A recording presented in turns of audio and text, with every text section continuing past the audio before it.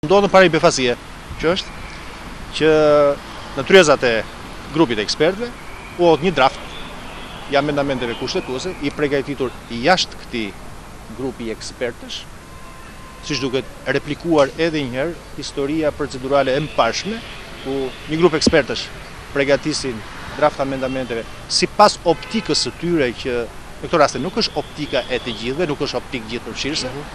E sigurisht kjo ishte arsyeja kryesore për cilës zgjati 2 orë.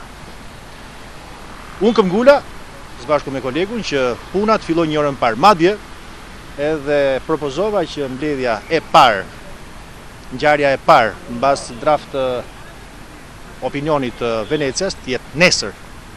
Nuk u pranua. U la që diku nga fillimi i janarit, datë 4 janar, të vazhdoj me seancën tjetër.